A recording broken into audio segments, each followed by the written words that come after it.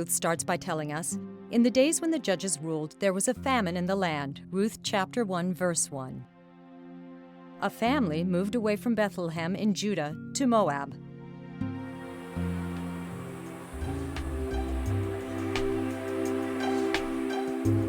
Now I have come to Bethlehem that was mentioned in the Bible, which is still here today. It is located about 8 kilometers south of Jerusalem.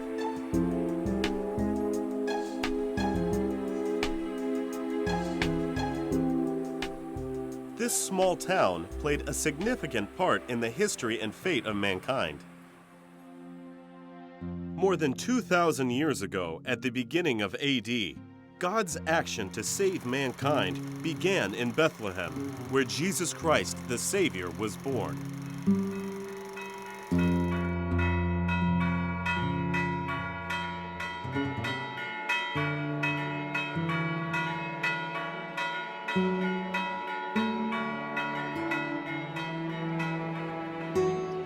Behind me is the Church of the Nativity, which commemorates the birth of Jesus Christ. Every December, this square is packed with believers from all over the world celebrating Christmas. In fact, several hundred years before Christ was born, the prophet Micah foretold this major event. But you, O Bethlehem of Ephrathah, who are one of the little clans of Judah, from you shall come forth for me one who is the rule in Israel, whose origin is from of old, from ancient days. So in Old Testament times, Bethlehem was once called Ephrathah. In the history of Israel, Bethlehem was a memorable place. Rachel, the wife of Jacob, forefather of the Israelites, was buried here.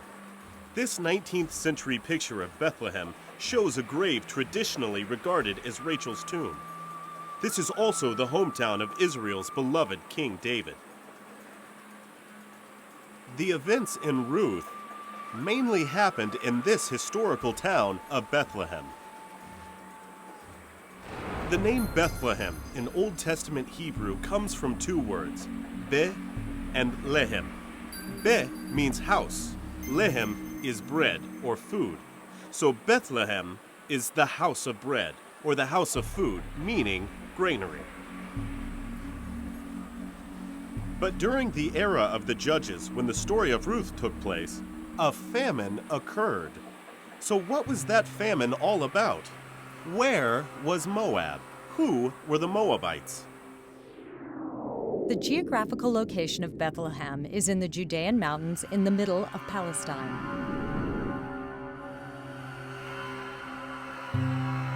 It has a Mediterranean climate. In the rainy season, moist air from the Mediterranean flows to Palestine. It meets the cold air at the Judean mountains and forms the first rainfall region. When the air passes through the Valley of Jordan, it descends and turns warm. The west bank of Jordan and the Dead Sea has no rainfall. Then the warmed air comes to the Moab Plateau, which is over 1,000 meters above sea level. The air rises again and forms a second rainfall region.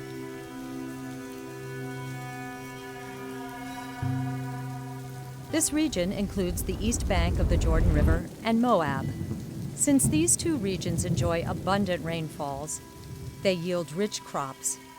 Bethlehem is truly a granary, and Moab a fruitful Palestinian orchard in modern terms.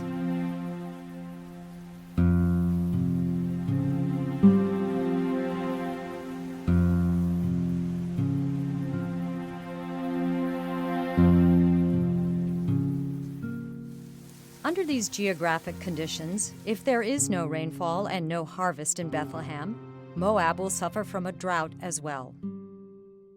But the book of Ruth starts by talking about the days when Judah had a famine, yet it hinted that there was still food in Moab. The reason could have been that God's presence and blessings left the land of Judah.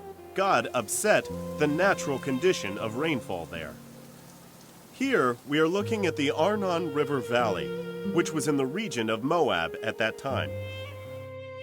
Ancient Moab is in the present-day Jordan.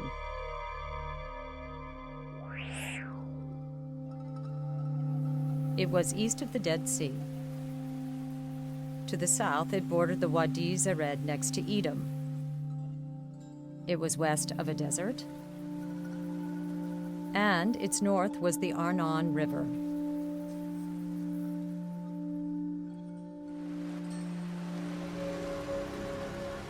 Regarding the Moabites, based on Genesis 19, they had a blood relationship with the Israelites as descendants of Abraham's nephew Lot. However, the Moabites had been an adversary to the Israelites for generations.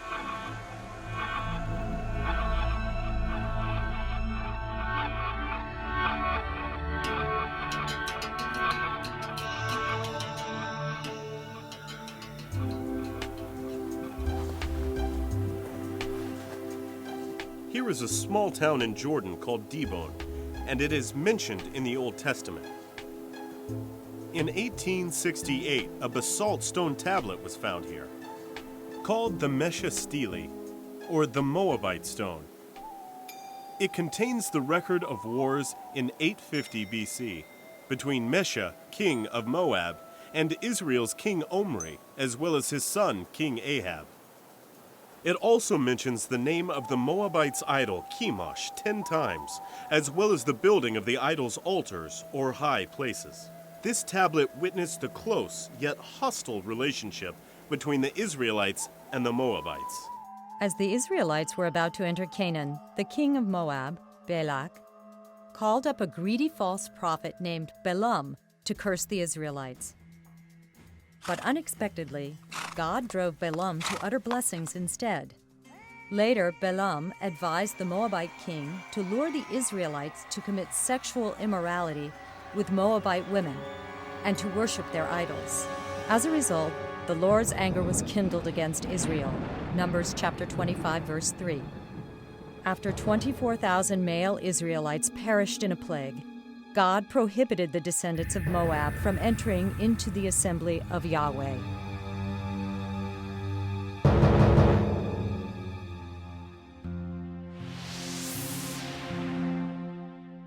In Ruth chapter 1, a man in Judah named Elimelech left Bethlehem. He and his wife Naomi, their 2 sons Marlon and Kilian, fled to Moab to escape a famine.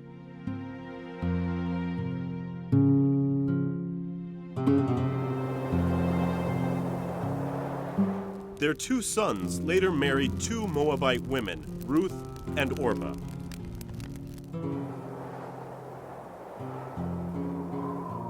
Sadly, in 10 years, Elimelech and his 2 sons died one after another, leaving behind his wife Naomi and 2 daughters-in-law.